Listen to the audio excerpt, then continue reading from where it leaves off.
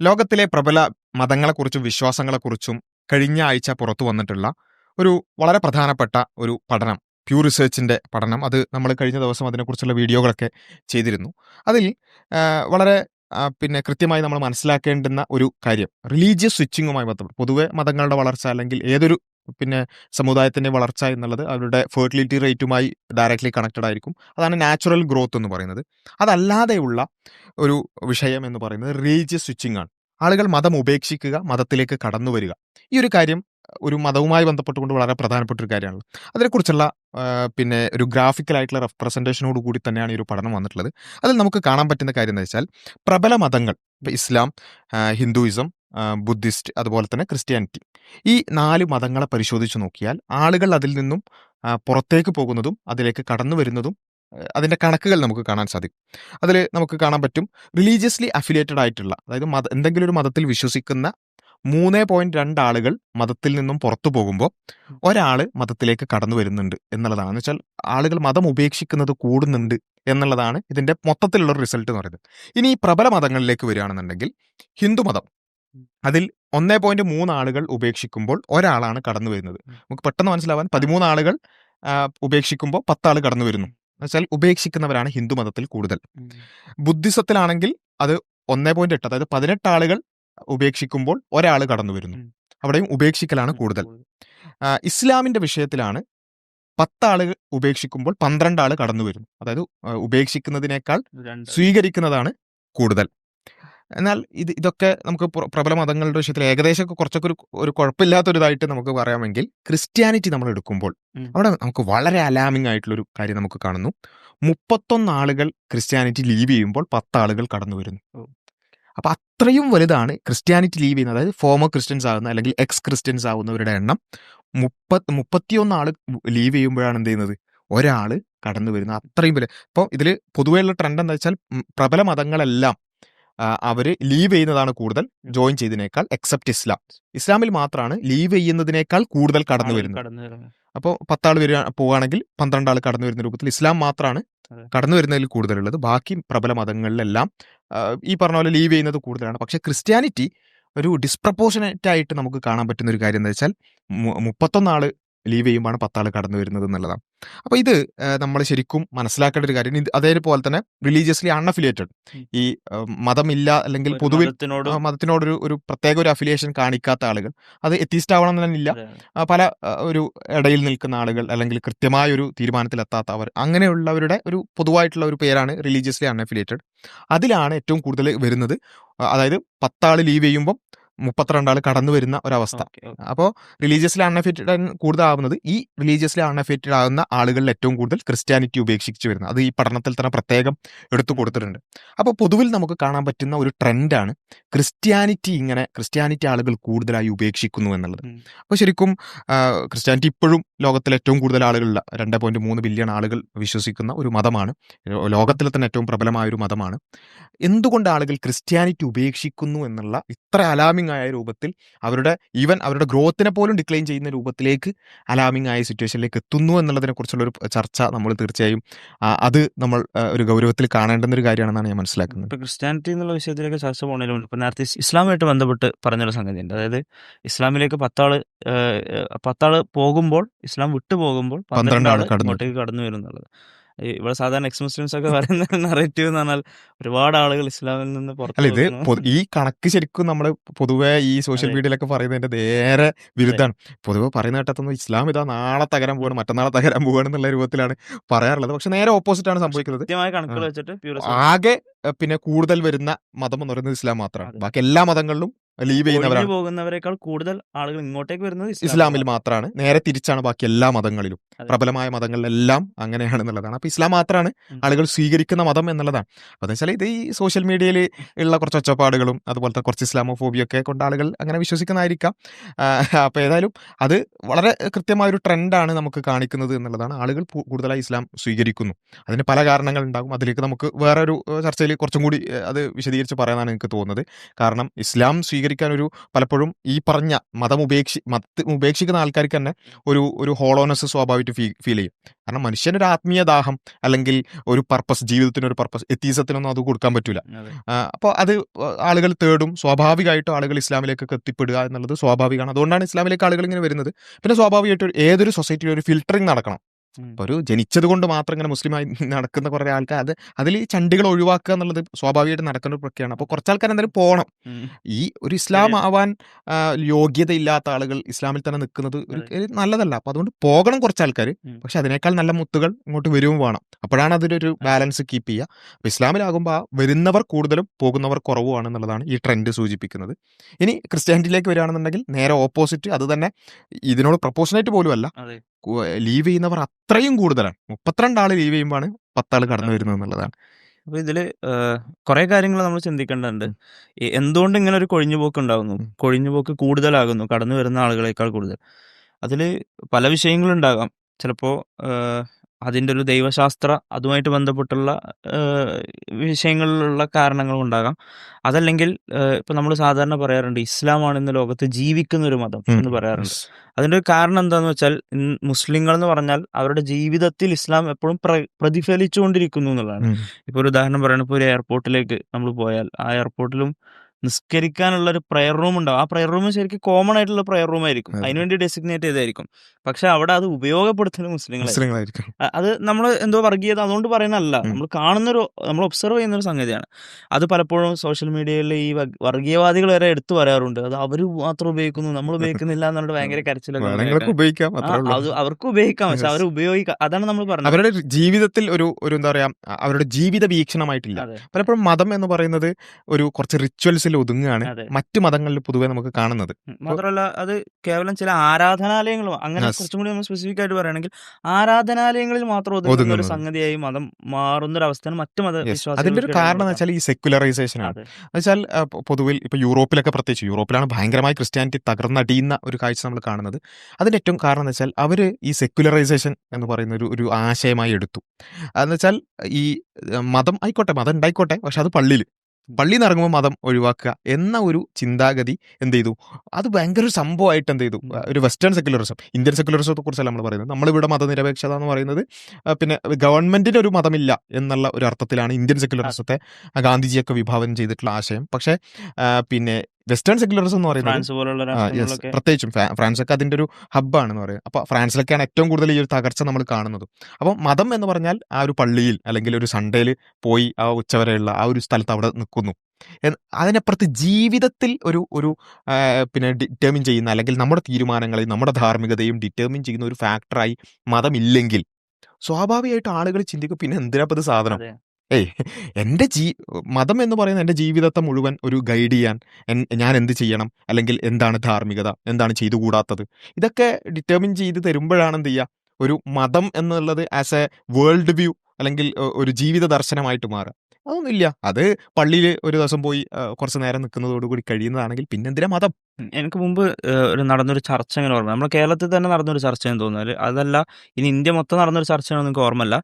അതായത് ഈ സർജറി ചെയ്യുന്ന ഈ ഡോക്ടർമാർക്ക് അതേപോലെ നഴ്സുമാർക്കൊക്കെ ഹെഡ് സ്കാർഫ് ട്രിവാൻഡ്രം മെഡിക്കൽ കോളേജിൽ അത് ഭയങ്കര ഒരു ഇഷ്യൂ ആയി വന്നിരുന്നു. എന്തിനാണ് ഇപ്പൊ അത് അവർക്ക്? അപ്പൊ കാരണം മുസ്ലിം സ്ത്രീകൾക്ക് അവരുടെ തല മറക്കേണ്ടി വരും. അപ്പൊ അതിന് ഉപയോഗിക്കാൻ പറ്റുന്ന ഒരു രൂപത്തിൽ മെഡിക്കലി സാധാരണ പല സ്ഥലങ്ങളിലും ഉപയോഗിക്കുന്ന, ഇന്റർനാഷണൽ ലെവലിൽ തന്നെ ഉപയോഗിക്കുന്ന ഒരു സ്കാർഫ്, അത് ഉപയോഗിക്കാൻ പോലും അനുവാദം കൊടുക്കാതിരിക്കുന്ന എന്താണ്? എന്തിനാണ് ഇപ്പൊ അതിന് അനുവാദം കൊടുക്കേണ്ട ആവശ്യം? അതെന്തിനാണ് അവിടെ കടന്നു വരുന്നത്? ആ ഒരു ചർച്ചയിൽ അവരാ ചോദിക്കുന്നതിൽ അവർ ജെന്യൂൻ ആയിട്ട് ചോദിക്കുന്നുണ്ടാവും. കാരണം എന്താ വെച്ചാൽ അവരെ സംബന്ധിച്ചിടത്തോളം എന്തിനാ അവിടെ മതം തിരികെ കയറ്റുന്നതാണ് അവരുടെ ചോദ്യം. എന്തിനാണ് പിന്നെ ഒരു എയർപോർട്ടിൽ മതം തിരികെ കയറ്റുന്നത്, അതുപോലെ തന്നെ സർജറി റൂമിൽ മതം തിരികെ കയറ്റുന്നത് എന്നൊക്കെയാണ് ചോദ്യം. നമ്മൾ പറയുന്നത് തിരികെ കയറ്റുന്നതല്ല. ഞങ്ങളെ സംബന്ധിച്ചിടത്തോളം ഞങ്ങളുടെ ഊണിലും ഉറക്കിലും ഞങ്ങളുടെ ശ്വാസത്തിലും മതമുണ്ട്. മതം എന്ന് പറഞ്ഞാൽ ഒരു മതം, ഇവരെ സംബന്ധിച്ചിടത്തോളം ഇങ്ങനെയൊക്കെ പറയാൻ കാരണം മതം എന്ന് പറഞ്ഞ ഒരു നെഗറ്റീവ് ആണെന്ന് ഇവർക്ക് തന്നെ തോന്നുന്നുണ്ട്. ഇവരുടെ വിശ്വാസം അടക്കം ഒരു നെഗറ്റീവ്. ഈ വിഷയത്തിൽ, ഈ സ്പെസിഫിക് ആയ ഒരു വിഷയത്തിൽ, ഹെഡ് സ്കാർഫിന്റെ വിഷയത്തിൽ ഒരു ചർച്ച ഉണ്ടായിരുന്നു. ഞാൻ മുമ്പ് പഠിച്ച സ്കൂളിൽ നിന്ന് ഇറങ്ങിയ ആ അലുമിനീസിന്റെ ഒരു വാട്സപ്പ് ഗ്രൂപ്പ് ഉണ്ട്. ആ വാട്സപ്പ് ഗ്രൂപ്പിൽ ഞാൻ വെറുതെ ഇങ്ങനെ ഈ സംഗതി ഒന്ന് ഇട്ടപ്പോൾ ഈ സ്കാർഫ് ഇന്റർനാഷണൽ അക്സെപ്റ്റഡ് ആയ സാധനമാണ്, പക്ഷെ ഇവിടെ എന്താണ് അതിന് പ്രശ്നമുള്ള രൂപത്തിൽ ഞാൻ ഇട്ടു, വെറുതെ ഒരു ചർച്ചയ്ക്ക് വേണ്ടിയിട്ട് ഇട്ടു. അപ്പോൾ എല്ലാവരും ഭയങ്കര ആക്റ്റീവായിട്ട് ആ ചർച്ചയിൽ പങ്കെടുത്തു. അതിൽ പല നോൺ മുസ്ലിംസ് ആയിട്ടുള്ള ആളുകളുണ്ട്. അപ്പോൾ അവർ പറഞ്ഞു, എന്തിനാണ് ഇപ്പോൾ അവിടെ മതം തിരികെ കയറ്റേണ്ട ഒരു ആവശ്യം? അവിടെ എന്തിനാ മതം? അവർ അപ്പൊ ഞാൻ പറഞ്ഞു മതം എന്നുള്ള കൺസെപ്റ്റ് എന്താണ്.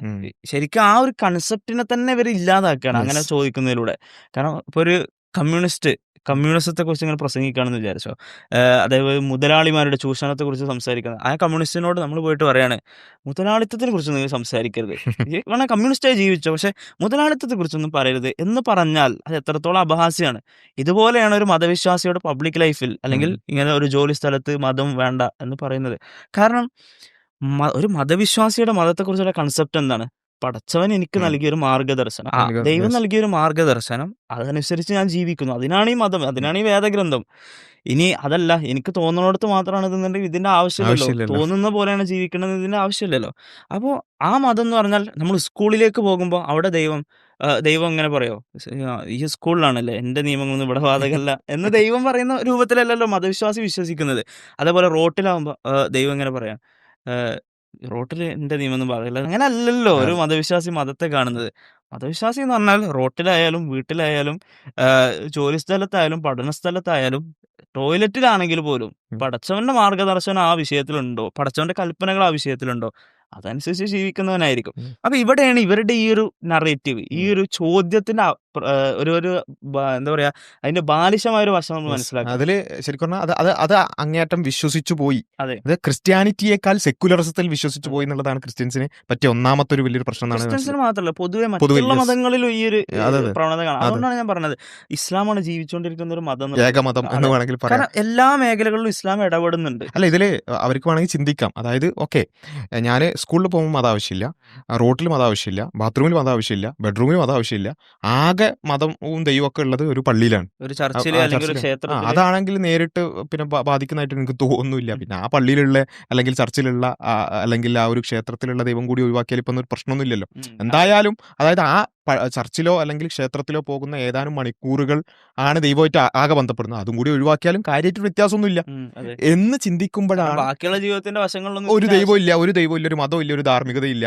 അത് നമ്മൾ വേറെ കുറെ നമ്മൾ പഠിപ്പിച്ചിട്ടുള്ള സെക്യുലർ ലിബറൽ നാരേറ്റീവുകളുടെ അടിസ്ഥാനത്തിൽ ജീവിക്കുകയാണെങ്കിൽ പിന്നെ ഇവിടെ മാത്രം എന്തിനാ ഒരു മതം എന്ന് ചിന്തിക്കുക എന്നുള്ളതാണ് പൊതുവിൽ ഈ ഡിക്ലൈനിന് ഏറ്റവും പ്രധാനപ്പെട്ട ഫ്യൂവൽ ചെയ്തിട്ടുള്ളത് എന്നുള്ളതാണ് ഒന്നാമത്തെ ഒരു കാര്യം. ഇത് ഞാൻ പറയുന്നത് ക്രിസ്ത്യാനിറ്റിയുടെ മാത്രം തകർച്ചയായിട്ട് ഞാൻ മനസ്സിലാക്കുന്നില്ല. ഇപ്പം ഹിന്ദുയിസത്തിനും കുറവുണ്ടെന്നുണ്ടെങ്കിലും, അതായത് ലീവ് ചെയ്യുന്നവരാണ് കൂടുതലെന്നുണ്ടെങ്കിലും ഹിന്ദുയിസത്തിൽ ലീവ് ചെയ്യുന്നതിന് കണക്കുകൾ കിട്ടാൻ പണിയായിരിക്കും. കാരണം എന്താ വെച്ചാൽ പൊതുവെ ഒരു സെമിറ്റിക് മതമല്ല എന്നൊക്കെ പറഞ്ഞുകൊണ്ട് അതിൻ്റെ ആ ഒരു ചട്ടക്കൂട് അത്ര ഒരു ഡിഫൈൻഡ് അല്ല.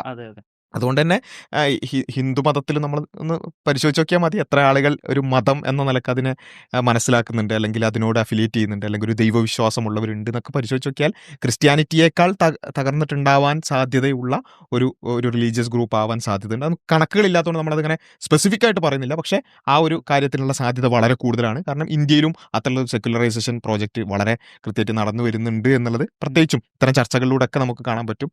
മതം എന്നുള്ളതിനെ ആ നിലക്ക് പോർട്രേ ചെയ്യാനുള്ള ശ്രമങ്ങൾ വളരെയധികം വിജയിച്ചിട്ടുണ്ട് എന്നുള്ളത്. അപ്പോൾ അത് ഒരു കാര്യം, സെക്യുലറൈസേഷൻ, മതം പിന്നെ പബ്ലിക്കിൽ നിന്ന് മാറ്റിവെക്കുക, പല സ്ഥലങ്ങളിൽ നിന്ന് മാറ്റിവെക്കുക എന്നുള്ളത് ഒരു കാര്യം. രണ്ടാമത്തത് ക്രിസ്ത്യാനിറ്റിക്ക് പ്രത്യേകിച്ചും സംഭവിച്ചിട്ടുള്ള ഒരു അപജയം ഞാൻ മനസ്സിലാക്കുന്നത് ഒന്ന് റെലവൻ്റ് ആവാൻ നോക്കുക, അല്ലെങ്കിൽ പിന്നെ കാലത്തിനനുസരിച്ച് മാറ്റാൻ ശ്രമിക്കുക എന്നുള്ളത് ക്രിസ്ത്യാനിറ്റി എല്ലാ സ്ഥലത്തും ചെയ്യാൻ ശ്രമിച്ച ഒരു കാര്യമാണ്. അത് ഇവിടെ നന്നായി പാളിയിട്ടുണ്ട് എന്നുള്ളത്. പ്രത്യേകിച്ചും ഇതിൽ കാലത്തിനനുസരിച്ച് മാത്രമല്ല, സ്ഥലങ്ങൾക്കനുസരിച്ച്, പ്രദേശങ്ങൾക്കനുസരിച്ച് വരെ അത് മാറാൻ ശ്രമിച്ചിട്ടുണ്ട് എന്നുള്ളത് മനസ്സിലാക്കും. മുമ്പ് നമ്മൾ മനുവസ് പിള്ളന്റെ ഇപ്പൊ ഈ അടുത്തിറങ്ങിയ ഗോഡ്സ് ഗൺസ് ആൻഡ് മിഷണറീസ് എന്ന് പറഞ്ഞ ഒരു പുസ്തകമുണ്ട്. ആ പുസ്തകത്തിൽ അദ്ദേഹം ഈ ക്രൈസ്തവ മിഷണറിമാരുടെ ഒരു ചരിത്രം, ഈ അദ്ദേഹം ശരിക്കും പറയാൻ ശ്രമിച്ചത് ഇന്ത്യയിലെ ഹിന്ദുത്വവാദം എങ്ങനെ ഉയർന്നു വന്നു എന്നുള്ളതാണ്. അപ്പൊ അതിന്റെ ഒരു ചരിത്ര പശ്ചാത്തലം എന്തൊക്കെയാണ് അതിന്റെ ട്രിഗർ ചെയ്ത കാരണങ്ങൾ എന്നുള്ളത്. അപ്പൊ അതിനു മുമ്പ് പറയാൻ ശ്രമിച്ചൊരു സംഗതി, ക്രിസ്ത്യാനിറ്റി കേവലം കാലത്തിനനുസരിച്ച് മാത്രമല്ല, നേരെ മറിച്ച് പ്രദേശങ്ങൾ, ഇപ്പൊ ഇന്ത്യ എന്ന് പറഞ്ഞ ഒരു പ്രദേശത്തിന് അതിൻ്റെതായ ജാതീയതയുടെ ഒരു വിഷയമുണ്ട്. അങ്ങനെ കുറെ വശങ്ങളുണ്ട്.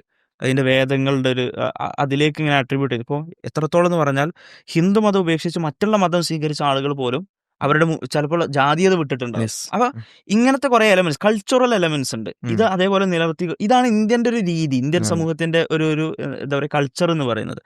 അപ്പോൾ ഇതിലേക്ക് ക്രിസ്ത്യാനിറ്റി കടന്നു വന്നപ്പോൾ ക്രിസ്ത്യാനിറ്റി അതിലേക്ക് മാറുന്നതിന്റെ ഒരു ഉദാഹരണം ഇപ്പൊ അർത്തുറോ ഡി നൊബിലി എന്ന് പറയുന്ന ഒരു മിഷണറി പ്രവർത്തകൻ, അദ്ദേഹം എന്ത് ചെയ്തെന്ന് വെച്ചാൽ ഈ മറ്റേ കാഷായ വസ്ത്രം ധരിച്ചു, തമിഴ്നാട്ടിൽ മധുരയിലാണെന്ന് തോന്നുന്നു, അവിടെ കാഷായ വസ്ത്രം ധരിച്ചു, പൂണൂലിട്ടു, പൂണൂലിട്ടു, അതോടൊപ്പം കുടുംബ വെച്ചു. ഉം. അപ്പോൾ ഒരു ഉയർന്ന ജാതിക്കാരനായ ഒരാൾ, അപ്പോൾ കണ്ടാൽ വിചാരിക്കുക അയാൾ ഏതോ ഒരു ഉം. ബ്രാഹ്മണനാണ് എന്ന രൂപത്തിലായിരിക്കും വിചാരിക്കുക. പക്ഷെ അയാൾ ആരാണ്? ക്രിസ്ത്യാനിയാണ്, ഒരു ക്രിസ്ത്യൻ മിഷണറിയാണ്. എനിക്ക് തോന്നുന്നു ഇറ്റലിയിൽ നിന്നോ ഫ്രാൻസിൽ നിന്നോ വരുന്നത്, ഇറ്റലിയാണെന്ന് തോന്നുന്നു. അപ്പോൾ ആർത്തുറോ ഡി നൊബിലി എന്നാണ് അദ്ദേഹത്തിൻ്റെ പേര്. അയാൾ എന്താണ് പറഞ്ഞത്? എന്നിട്ട് അദ്ദേഹം ഒരു ഗ്രന്ഥത്തെക്കുറിച്ച്, അദ്ദേഹം ബൈബിളാണ് പറയുന്നത്, പക്ഷെ എന്തോ സത്യവേദം എന്നോ അങ്ങനെ എന്തോ പറഞ്ഞിട്ടാണ്. അപ്പോൾ ഒരു വേദം എന്ന് പറയുന്ന ഒരു എലമെന്റ്. അപ്പോൾ ചുരുക്കി പറഞ്ഞാൽ മാത്രമല്ല, അദ്ദേഹത്തിന്റെ ചർച്ചിൽ ഈ ക്രൈസ്തവ സുവിശേഷങ്ങളൊക്കെ പറയുമ്പോൾ അദ്ദേഹത്തിന്റെ സദസ്സിൽ ചർച്ചിന്റെ ഉള്ളിലേക്ക് ഉയർന്ന ജാതിക്കാർക്ക് മാത്രമേ പ്രവേശനമുള്ളൂ, താഴ്ന്ന ജാതിക്കാരൊക്കെ ചർച്ചിന്റെ പുറത്തിരിക്കണം. ഇതായിരുന്നു അദ്ദേഹത്തിന്റെ ക്ലാസ്സുകളുടെ രീതി. അപ്പോൾ പറഞ്ഞു വന്നത്, ഇങ്ങനെ ക്രിസ്ത്യാനിറ്റി പല സ്ഥലങ്ങളിലും ഈ റെലവന്റ് ആകാൻ നോക്കുക എന്നുള്ളത്. അപ്പൊ ഇന്ത്യയിലെ റെലവന്റ് ആകാൻ എന്ത് വേണം? ജാതീയത ഇങ്ങനെ ഒരു പരിവേഷം ഇതിന് കൊടുക്കണം. അപ്പോൾ ആളുകളൊക്കെ അതിലേക്ക്, മാത്രമല്ല അത് ഫലം കാണും ചെയ്തു. ആ അർത്ഥത്തിൽ അത് ഫലം കണ്ടു. അതുകൊണ്ട് തന്നെയാണ് ഈ ലിബറലിസം കടന്നു വന്ന പിന്നെ സമയത്ത് സ്വാഭാവികമായിട്ടും ക്രിസ്ത്യാനിറ്റി ചെയ്തെന്താ വെച്ചാൽ പിന്നെ മതം മുറുകെ പിടിക്കുന്നതിന് പകരം ആ ലിബറലിസത്തിന് അനുസരിച്ച് എന്ത് ചെയ്തു? അങ്ങനെ ചാഞ്ഞു കൊടുത്തു. ഈവൻ അയഞ്ഞു പോയി, അല്ലെങ്കിൽ മതത്തിന്റെ നിയമങ്ങളൊക്കെ ഒന്നിട്ട് പിടിവിട്ടിട്ട് ലിബറലിസത്തിനനുസരിച്ച് ഒന്ന് അഡ്ജസ്റ്റ് ചെയ്തു കൊടുത്തു. അപ്പോൾ സ്വാഭാവികമായിട്ടും അന്ന് ചിന്തിക്കുന്നത് എന്താ വെച്ചാൽ, ഇപ്പൊ നേരത്തെ ഈ ജാതീയത ഉൾക്കൊണ്ടതുപോലെ അന്ന് ചെയ്തെന്താ വെച്ചാൽ, ഈ ആളുകൾക്ക് അവരുടെ സ്വാതന്ത്ര്യവും അല്ലെങ്കിൽ ഈ ലിബറലിസം പറയുന്ന സ്വാതന്ത്ര്യം ഉണ്ടല്ലോ, അതൊക്കെ കൊടുത്താൽ സ്വാഭാവികമായിട്ട് ആളുകൾ എന്ത് ചെയ്യില്ല, ക്രിസ്ത്യാനിറ്റി ലീവ് ചെയ്യാതെ ഇവിടെ തന്നെ പിടിച്ചു നിൽക്കുമല്ലോ. കാരണം ക്രിസ്ത്യാനിറ്റി എന്ത് ചെയ്യുന്നില്ല, അങ്ങനെ വല്ലാതെ ഇടങ്ങാറാക്കാത്തൊരു മതമാണ്. പലപ്പോഴും ഹിന്ദുയിസത്തെക്കുറിച്ച് സ്ഥിരമായിട്ട് പറയുന്നൊരു കാര്യമാണത്, ഇടങ്ങാറാക്കാത്തൊരു മതമാണ് എന്നുള്ളത്. അപ്പോൾ ഇടങ്ങാറാക്കാതെ എങ്ങനെ പിന്നെ എന്ത് ചെയ്താൽ നിങ്ങൾ ഇഷ്ടമുള്ള പോലെ ചെയ്തോളൂ, കുഴപ്പമൊന്നുമില്ല, സ്വാതന്ത്ര്യമുണ്ട് എന്ന രൂപത്തിൽ. പക്ഷെ അപ്പോൾ ആ സമയത്ത് അത് ഒരു ഇൻസ്റ്റന്റ് ആയിട്ടുള്ള ഒരു ഗ്രാറ്റിഫിക്കേഷൻ കൊടുക്കുന്നുണ്ട്. സ്വാഭാവികമായിട്ട് പെട്ടെന്നൊരു പ്രശ്നം സംഭവിക്കുന്നില്ല. പക്ഷെ അതുകൊണ്ട് സംഭവിക്കുന്നത് വെച്ചാൽ അവരുടെ ധാർമ്മിക വീക്ഷണമൊക്കെ ലിബറലിസത്തിൻ്റെത്. പിന്നെ അങ്ങനെയാണ് പിന്നെ ഈ വേദം എന്തിനാ എന്നൊരു ചിന്ത സ്വാഭാവികമായിട്ടും. അതായത് എന്തിനാ ഒരു മതം എന്ന് പറഞ്ഞാൽ എന്താണ് ശരി എന്താണ് തെറ്റ് എന്നുള്ള ദൈവിക ദർശനമാണ് മതം, അല്ലെങ്കിൽ മതദർശനങ്ങൾ എന്ന് പറയുന്നത്. പക്ഷേ മതദർശനത്തിൽ ഒരു കാര്യം പറയുന്നു, അതിന് നേരെ ഓപ്പോസിറ്റ് ആയൊരു കാര്യം നിങ്ങളുടെ സ്വാതന്ത്ര്യത്തിനനുസരിച്ച് നിങ്ങൾ ചെയ്തോളൂ എന്ന് പറയുന്നൊരവസ്ഥ. അപ്പോൾ സ്വാഭാവികമായിട്ട് ആളുകൾ ചിന്തിക്കൂലേ, അതായത് ഈ പുസ്തകത്തിലുള്ളതൊന്നും ഇപ്പം റെലവൻ്റ് അല്ല, അതിനൊന്നും അതൊക്കെ അപ്ഡേറ്റഡ് അല്ല, ഔട്ട്ഡേറ്റഡ് ആണ്, അതിനൊന്നും അതിൻ്റെയൊക്കെ കാലം കഴിഞ്ഞു പോയിട്ടുണ്ട്. നമ്മളെ സൃഷ്ടിച്ചൊരു ദൈവം അങ്ങനെ ഔട്ട്ഡേറ്റഡ് ആയിട്ടൊരു സാധനം നമ്മളോട് പറയോ? അങ്ങനെയാണെങ്കിൽ ആ ദൈവം എല്ലാ കാലത്തേക്കും വേണ്ട ഒരു ദൈവം അല്ലല്ലോ. ഇവർക്ക് ഇവരുടെ ധാർമ്മികതയിൽ ഉറച്ചു നിന്നിരുന്നെങ്കിൽ അത് ദൈവികമാണെന്ന് വാദിക്കാനുള്ള ഒരു പഴുതുണ്ടായിരുന്നു. പക്ഷേ അതൊന്നും വേണ്ടതില്ല. ഇപ്പോൾ ഈവൻ ഏതുവരെ ചോദിച്ചാൽ ഈ ക്രിസ്ത്യൻ കമ്മ്യൂണിറ്റിയിൽ നിന്നാണ് ഏറ്റവും കൂടുതൽ ഈ ലിബറലുകൾ ഉണ്ടാകുന്നത്. അതേപോലെ തന്നെ ഈ LGBT റൈറ്റുകൾക്ക് വേണ്ടി വാദിക്കുക, അതുപോലെ തന്നെ ഫെമിനിസം, ഇങ്ങനെയുള്ള എല്ലാ പുതിയ ഇസങ്ങളുടെയും പിന്നാലെ പോകും. ലിബറലിസത്തിന്റെ പിതാവ് പോലും ക്രിസ്ത്യാനിറ്റി ഡിഫെൻഡ് ചെയ്ത ഒരാൾ. അതെ, മാത്രമല്ല ഇപ്പൊ ഈ കൊളോണിയൽ പ്രോജക്റ്റിന്റെ ഭാഗമായിക്കോട്ടെ, അഫ്ഗാനിസ്ഥാനിലേക്കും അങ്ങനെ മുസ്ലിം രാജ്യങ്ങളിലേക്കൊക്കെ അങ്ങനെ ലിബറലിസം കയറ്റി അയക്കായിരുന്നു.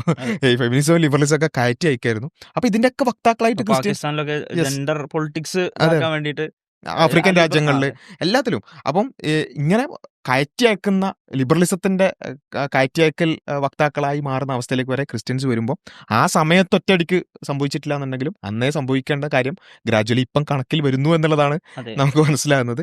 അപ്പോൾ സ്വാഭാവികമായിട്ട് ആളുകൾ ചിന്തിക്കും, പിന്നെ ഈ വേദപുസ്തകത്തിലുള്ളതല്ല നമ്മൾ അഡ്വക്കേറ്റ് ചെയ്യുന്ന ശരി.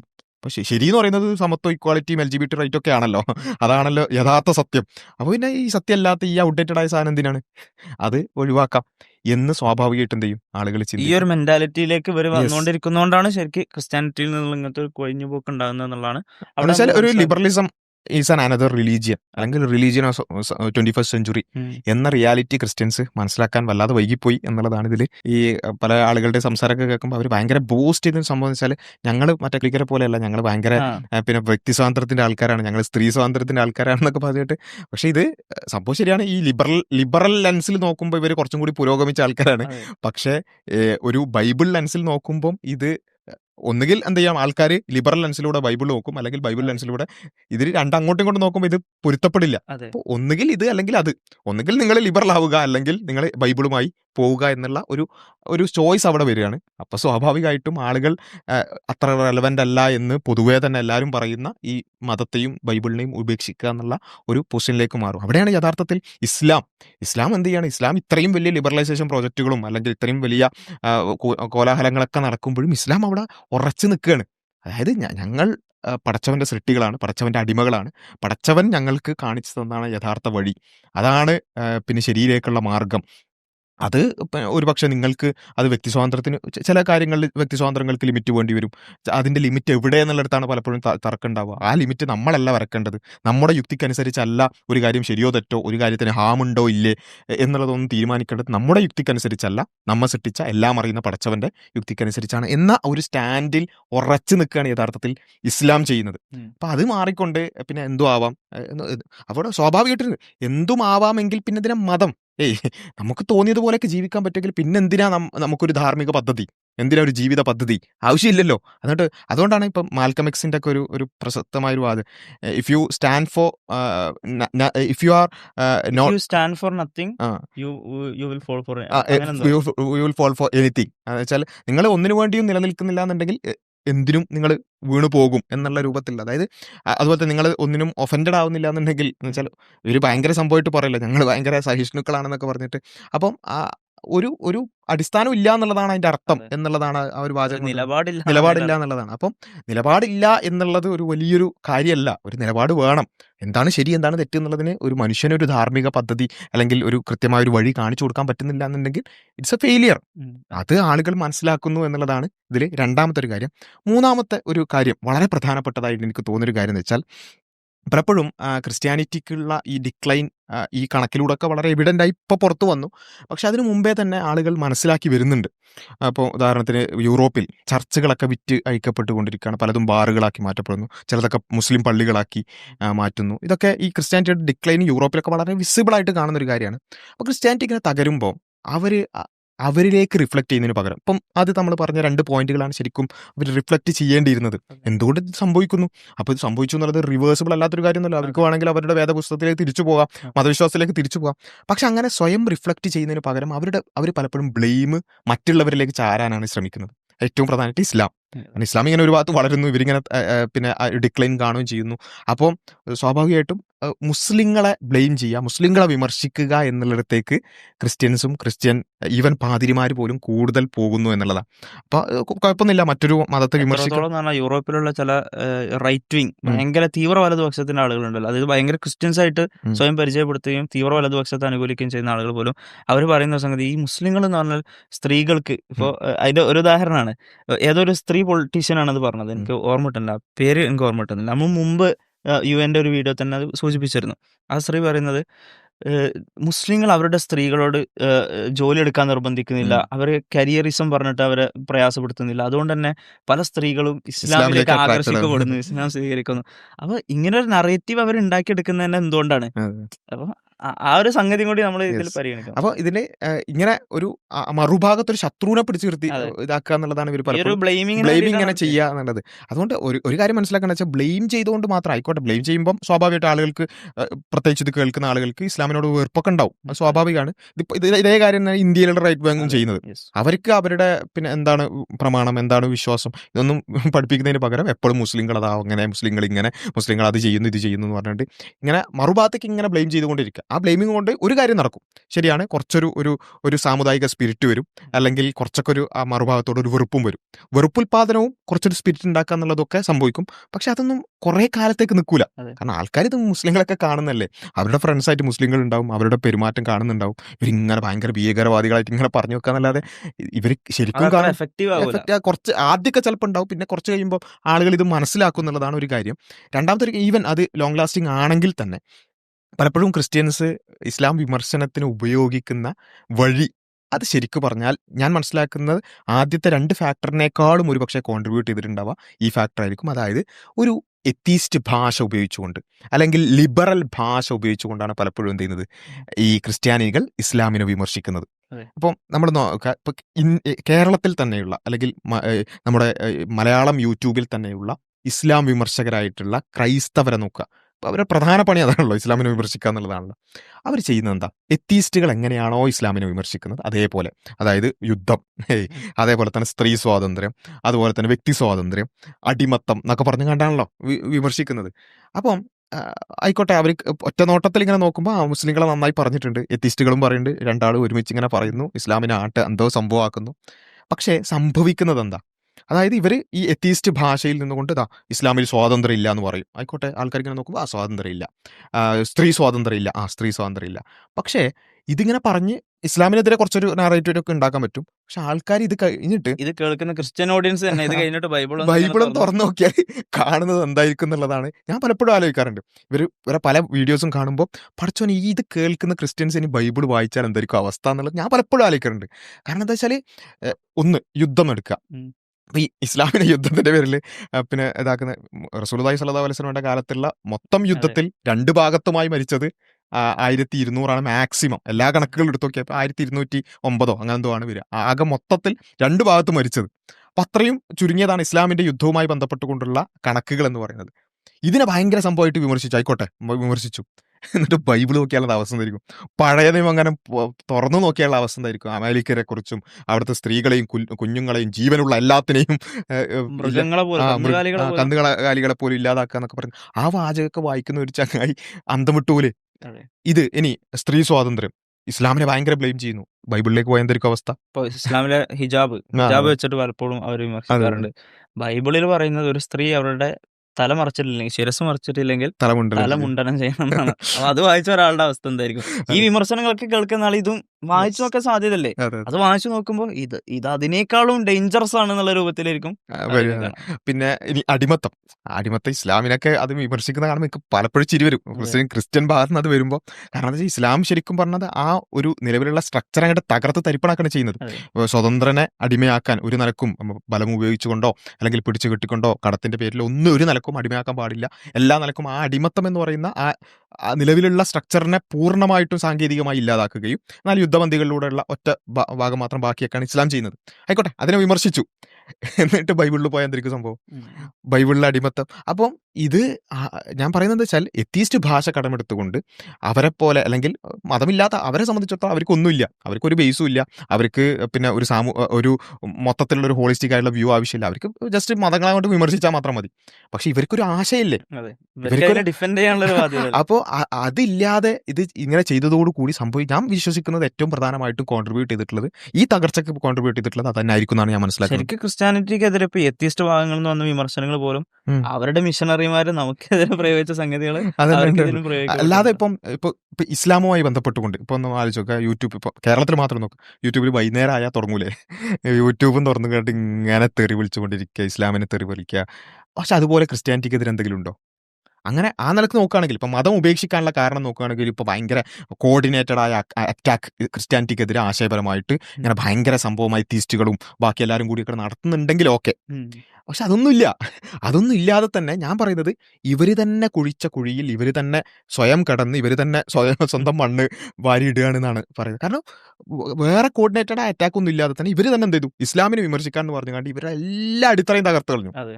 ഇനി ഏതൊരു പാതിനെ കാണുമ്പം ഒരു സാധാ വിശ്വാസി, ഒന്ന് ചിന്തിക്കുന്ന വിശ്വാസിയാണെങ്കിൽ ഒരു നോർമൽ ലെവൽ അങ്ങനെ പോകുന്ന ആൾക്കാർ അങ്ങനെ തന്നെ പോയിക്കോളും. അതല്ലാതെ ഒന്ന് ജസ്റ്റ് ചിന്തിക്കുക അല്ലെങ്കിൽ ഒന്ന് ജസ്റ്റ് ബൈബിളൊക്കെ മറിച്ച് നോക്കുന്ന ഒരു വിശ്വാസി വയ്ക്കും അല്ല പിന്നെ ഇതെന്താ നിങ്ങൾ വിമർശിച്ച അതേ സാധനം അല്ലെങ്കിൽ അതിൻ്റെ ഒരു 100 ഇരട്ടി ഇതാ നമ്മുടെ പുസ്തകത്തിൽ, നമ്മുടെ വേദപുസ്തകത്തിൽ ഇതപ്പം ദൈവത്തിൽ നിന്നാവാൻ സാധ്യതയുണ്ടോ? ഇത് നമ്മെ സൃഷ്ടിച്ച പടച്ചവൻ അല്ലെങ്കിൽ ദൈവം അല്ലെങ്കിൽ യഹോവ എല്ലാ കാലത്തേക്കുമുള്ള പിന്നെ ഒരു ദൈവമാണെങ്കിൽ ഇങ്ങനെയുള്ള സംഭവമൊക്കെ പറയോ? അല്ലെങ്കിൽ കാരുണ്യവാനാണ് ദൈവമെങ്കിൽ ഇങ്ങനെ പറയോ? പിന്നെ നമ്മൾ പറയുന്നു പിതാവും പുത്രനും പരിശുദ്ധാത്മാവും ഒന്നാണ്. അങ്ങനെയാണെങ്കിൽ പിന്നെ ഈ പഴയ നിയമത്തിൽ പറഞ്ഞ യഹോവ അത് യേശു തന്നെ ആണെങ്കിൽ പിന്നെ യേശുവൊക്കെ ഈ ക്രൂരതൊക്കെ ചെയ്യോ എന്നൊക്കെയുള്ള ചോദ്യം വരുമ്പോൾ സ്വാഭാവികമായിട്ടും ആളുകൾ ചിന്തിക്കും. അപ്പോൾ ചെയ്യാനുള്ള ഒറ്റ കാര്യമാണ്, ഒന്നുകിൽ വേദപുസ്തകത്തിൽ പറഞ്ഞ ആ കാര്യം അതിന് കണ്ടക്സ്റ്റ് ഉണ്ടാവും. ഒബ്വിയസ്ലി ഞാൻ പറയുന്നത് ക്രിസ്ത്യാനിറ്റി ഭയങ്കരമായ യുദ്ധത്തിന്റെ മതമാണ്, വയലന്റ് റിലീജിയൻ ആണെന്ന് ഞാൻ പറയുന്നില്ല. അതിന് ഓരോന്നിനും കണ്ടക്സ്റ്റ് ഉണ്ടാവും. അപ്പം സ്വാഭാവികമായിട്ടും ഒരു കാര്യം നമ്മൾ മനസ്സിലാക്കുമ്പോൾ കണ്ടക്സ്റ്റ് അനുസരിച്ചാണ് മനസ്സിലാക്കേണ്ടത്. അതിന് ഈ സമൂഹത്തിന്റെ സംസ്കരണം തന്നെ ഗ്രാജ്വലി നടക്കുന്നതായിരിക്കാം. അപ്പോൾ ഈ അടിമത്തൊക്കെ ആ നിലക്കുവാണെങ്കിൽ നമുക്ക് മനസ്സിലാക്കാൻ പറ്റും, അതൊക്കെ പറഞ്ഞു കൊടുക്കാം. അങ്ങനെ അതൊക്കെ സംഭവിക്കുമെന്ന് പറഞ്ഞു കൊടുക്കുകയാണെങ്കിൽ ഇസ്ലാമിനെയും അങ്ങനെ വിമർശിക്കാൻ പറ്റാതെ വായിക്കേണ്ടി വരും. അപ്പോൾ എന്ത് ചെയ്യില്ല, ഈ നിലക്ക് ഇപ്പോൾ അവർ ചെയ്യുന്നത് പോലെ വിമർശിക്കാൻ പറ്റുന്നുണ്ടാവില്ല. ഒന്നുകിൽ അത് ചെയ്യാം, അല്ലെങ്കിൽ എത്തീസ്റ്റുകളുടെ ഭാഷ കടമെടുത്തിട്ട് കടന്നാക്രമിക്കാം. അപ്പോൾ സംഭവിക്കുക നിങ്ങളുടെ തന്നെ ആളുകൾ അത് ചോദ്യം അടിത്തറകൾ തോണ്ടല്ലേ? തോണ്ടലാവും എന്നുള്ളതാണ്. അപ്പോൾ അത് ഏതെങ്കിലും ഒന്നൊക്കെ പറ്റുള്ളൂ. അതെ. ഒന്നുകിൽ ഇസ്ലാമിന് ഇതേപോലെ വിമർശിച്ച് സ്വന്തം കുഴി തോണ്ടി ഇങ്ങനെ പോവുക. പക്ഷേ മുസ്ലിങ്ങൾ ഇത് വല്ലാതെ ബാധിക്കില്ല. മുസ്ലിങ്ങളെ സംബന്ധിച്ചിടത്തോളം അവർക്ക് എന്താണ് കണ്ടക്സ്റ്റ് എന്നറിയാം. അതേപോലെ തന്നെ എന്താണ് മതം എന്താണ് പഠിപ്പിക്കുന്നത്, കാലത്തിനനുസരിച്ച് വരുന്ന മാറ്റങ്ങൾ. ഇപ്പോൾ ഇവർ ഈ സ്വാതന്ത്ര്യം എന്നൊക്കെ പറയുമ്പോഴത്തേക്ക് അതിന് പിന്നാലെ പോകുന്നതിനപ്പുറത്ത് മുസ്ലിങ്ങൾക്ക് അറിയാം എന്താണ് സ്വാതന്ത്ര്യം, എന്താണ് ഇതിൻ്റെ ലിമിറ്റ്, അത് ദൈവം നിശ്ചയിക്കുന്നത് എന്താണ് എന്നുള്ളതൊക്കെ മുസ്ലിങ്ങൾക്ക് ഏകദേശം ധാരണ ഉണ്ട്. അതുകൊണ്ടാണ് ഇത്രയൊക്കെ കോർഡിനേറ്റഡ് ആയ അറ്റാക്ക് ഇസ്ലാമിനെതിരെ വന്നിട്ട്. നേരത്തെ പറഞ്ഞ അറ്റാക്ക് ശരിക്കും ഇസ്ലാമിനെതിരെയാണ് വരുന്നത്. ഒരു ഭാഗത്ത് മിഷണറിമാർ, വേറെ ഭാഗത്ത് എത്തിസ്റ്റുകൾ, അതേപോലെ തന്നെ പല ഭാഗത്തു നിന്ന് എന്ത് ചെയ്യാണ് ഫിസിക്കലായും ഇന്റലക്ച്വലായിട്ടുള്ള അറ്റാക്കുകൾ മുസ്ലിം സമുദായത്തിനെതിരെ വരുമ്പോഴും മുസ്ലിം സമുദായം ഇപ്പോൾ എന്ത് ചെയ്യാണ് ലീവ് ചെയ്യുന്നതിനേക്കാൾ കൂടുതൽ ആളുകൾ സ്വീകരിക്കുന്ന മതമായി മാറാൻ കാരണം ആശയത്തിൽ അടിയുറച്ചു നിന്നതുകൊണ്ടും അതിനൊക്കെ അപ്പുറത്ത് ദൈവികമായ മതം കൂടി ആയതുകൊണ്ടാണ് എന്നുള്ളതാണ് പറയാനുള്ളത്. അപ്പോൾ ആ ഒരു കാര്യം തിരിച്ചറിയാതെ അല്ലെങ്കിൽ അതിനെക്കുറിച്ച് ചിന്തിക്കാതെ ഈ രൂപത്തിൽ തന്നെ പോവുകയാണെങ്കിൽ കുറച്ചും കൂടി ആ ഒരു പതനം പെട്ടെന്നാവും എന്നുള്ളതാണ്. പൊതുവിൽ മുമ്പൊക്കെ ഉണ്ടായിരുന്ന പ്യൂർ റിസർച്ചിൽ ഞാൻ മനസ്സിലാക്കുന്നിടത്തോളം 2060 ഒക്കെ ആകുമ്പോഴായിരിക്കും ക്രിസ്ത്യാനിറ്റിയെ ഇസ്ലാം ഓവർകം ചെയ്യാനായിരുന്നു. പക്ഷേ ഈ റിപ്പോർട്ട് കാണുമ്പോൾ എനിക്ക് തോന്നുന്നത് അത് അടുത്ത റിപ്പോർട്ട് വരുമ്പോഴേക്ക് തന്നെ മാറാൻ സാധ്യതയുള്ള രൂപത്തിലേക്കാണ് ഈ ഡിക്ലൈൻ ഇങ്ങനെ പോവുകയാണെങ്കിൽ സംഭവിക്കുക. കാരണം 2020 ശേഷം കോവിഡിന് ശേഷം ഈ പതനം കൂടുതലാവാൻ നല്ല സാധ്യത ഉണ്ട്. കോവിഡിന് ശേഷമുള്ള കണക്ക് കൂടി ഇതിൽ പെടും 20 വരെ വരുന്നത് കൊണ്ട്. എന്നാലും കുറേയൊക്കെ അതിനേക്കാൾ ഫാസ്റ്റ് ആവാൻ സാധ്യത ഉണ്ട് എന്നുള്ളതാണ്. അപ്പോൾ സ്വന്തം കുഴി തോണ്ടുന്നത് അവസാനിപ്പിച്ചാൽ അത്രയും എങ്കിലും ഒരു ആശ്വാസം ഉണ്ടാകുമെന്നുള്ളതാണ് ഇതിൽ പ്രധാനമായിട്ടും പറയാനുള്ളത്. അപ്പം പിന്നെ ഈ രൂപത്തിലാണ് ഈ ഒരു റിപ്പോർട്ട് നമുക്ക് കാണാൻ സാധിക്കുന്നത്. മതങ്ങളുമായി ബന്ധപ്പെട്ട് വിശ്വാസമായിട്ട് ബന്ധപ്പെട്ടിട്ടുള്ള ഈ ലാൻഡ്സ്കേപ്പിൽ വരുന്ന ഈ വ്യത്യാസങ്ങൾ അതിനെ കുറച്ചുകൂടി ഗൗരവത്തോടു കൂടി സെൽഫ് റിഫ്ലക്ഷനോട് കൂടി നോക്കാൻ ശ്രമിക്കണം എന്നുള്ളതാണ്. മറ്റുള്ളവരെ ബ്ലെയിം ചെയ്ത് പോയാൽ എന്താണ് സംഭവിക്കുക എന്നുള്ളതിൻ്റെ ഒരു നല്ലൊരു ഇൻഡിക്കേഷൻ ഈ ഒരു റിപ്പോർട്ടിലുണ്ട്. ആ നിലക്ക് പിന്നെ കാര്യങ്ങളെ കാണാനും കുറച്ചുകൂടിയൊക്കെ സ്വന്തത്തിലേക്ക് തിരിഞ്ഞു നോക്കാനുള്ളൊരു അവസരമായി ഈ ഒരു റിപ്പോർട്ട് മാറട്ടെ എന്ന് മാത്രം ആശംസിക്കുകയാണ്. അസ്സലാമു അലൈക്കും വറഹ്മത്തുള്ളാഹി.